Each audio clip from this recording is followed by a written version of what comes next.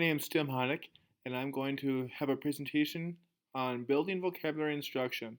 I will show you Marzano's six-step process to teach vocabulary and how to adapt vocabulary instruction to students with learning disabilities. Marzano, here's a quote from Marzano. He says, "One of the most interesting characteristics about effective vocabulary instruction, from my perspective, is that students should play with words, and at first it's not obvious why that's important, but it is for a number of reasons. First of all, when they play with words, they're being exposed to words multiple times, so the more we can loop through words, the better. But the other reason is that they're fun, and we've got a lot of games that we can be adapted to vocabulary instruction. And I'm going to show you what he's talking about here in his 6 steps. Step 1. Provide a description, explanation, or example of new item. So, teacher will provide students information about the vocab term. The teacher can create pictures or images as an information source. They can have the students describe own mental picture of word. You can use current events to connect the term to something familiar. And students share what they already know. Again, this is where the background knowledge starts. Students that know something about the word already, they can share some things that they know, and this is a good point that a good discussion point for the kids. Oh, I know what that word means, or I've seen that word before. So this is where you would do that. Step 2, have students give a description or an explanation of the term in their own words. So remind them that they should not copy and use their own words. Monitor them if there is any confusion and correct their misunderstandings. And here's where you make sure they don't do any plagiarism, make sure they don't do any copying word for word, and use it in their own words. Number 3, students create a non-linguistic representation of the word. So here's where the teacher needs to model. They have to model everything, show them different things that they can do. Students work in pairs or groups to create a simple cartoon or charades. I like to do a game that with charades I have verbs on the cards, and the kids read the verbs and they have to act out the verb, and the other kids guess what the word is. And the kids love that game.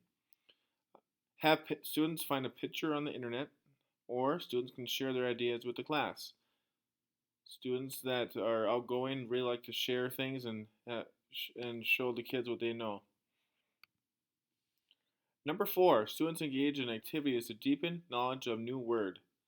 So some things on here are students can list related words to the vocabulary term, highlight any prefixes and suffixes that will help them remember the word, compare how the vocabulary term is used across subject areas, record information, sort or classify words, compare similarities and differences. So there's a lot of key concepts here that the kids can do during step number 4 that will help them with their vocabulary terminologies. Number 5, students discuss the new work. Again, students like to get in groups and share and talk, so this is a good time for them to go to Think, Pair, and Share their ideas by comparing explanations, drawings, and discussing new information that they have learned. Students can also make revisions to their own work and add to their vocabulary explanation if necessary. So they'll get together, share, and come back to the big group and say what they had talked about. All right, here's slide number 6. This is my favorite one. Students play games to reinforce and review new vocabulary. Some of these games would be Taboo, you can play Hangman, Bingo, Pictionary, Charades, like I talked about before. Students can create their own vocabulary games and activities to have them get more creative. And for those creative kids, you can also create a skit. You can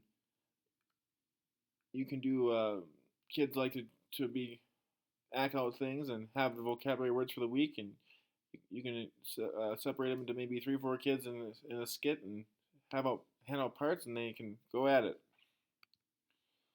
Next one here, how do you build background knowledge? Some things you can do is you can bring in a guest speaker, show some photos, have some posters around the room, bring in a live sample. A lot of kids, they can see the word, but it doesn't mean anything to them unless they actually see what you're talking about or hear what you're talking about or be able to have some visual evidence of this. So like my favorite thing is a guest speaker to come in and talk about the word that you're doing related to that. I mean, that's real life situations, and they really enjoy that, and it gives them background knowledge about the word.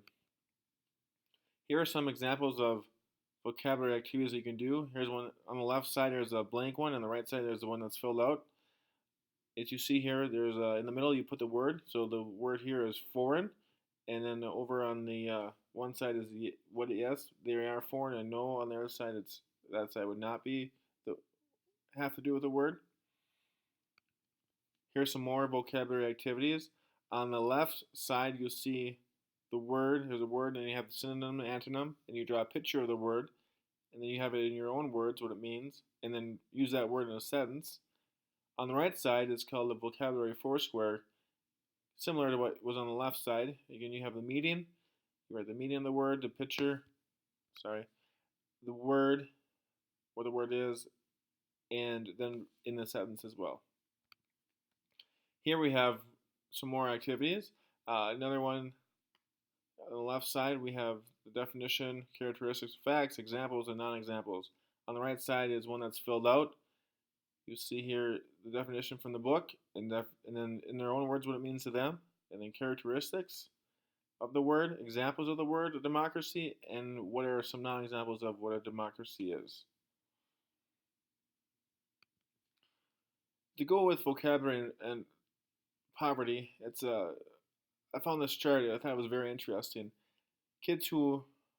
What I found is that kids who grew up in parents that have degrees, professional parents, tend to hear and see more words per year.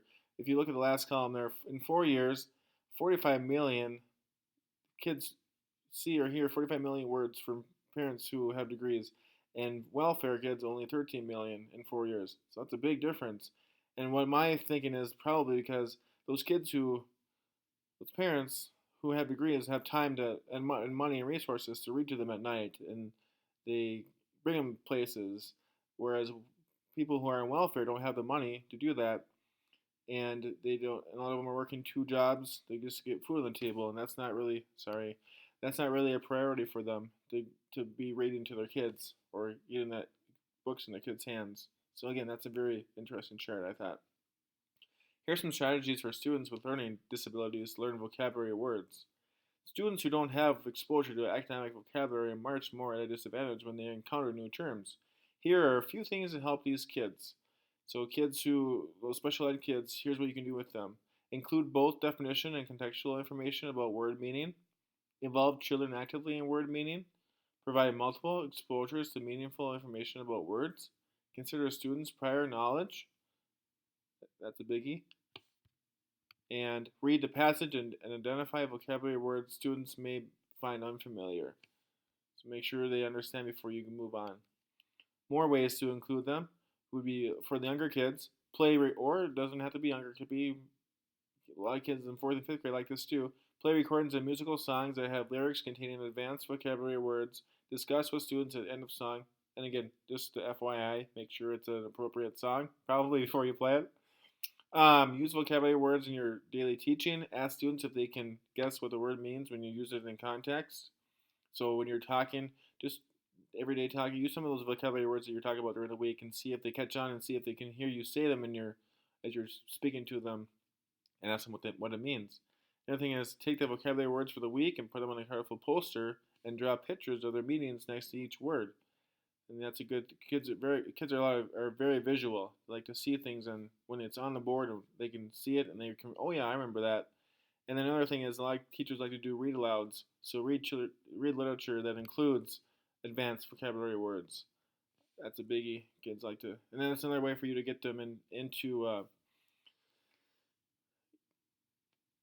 get more words that they hear as well. And okay. And the last page there is my references. I hope you guys enjoyed my presentation. Have everybody have a happy 4th of July, and thank you for a great 7 weeks.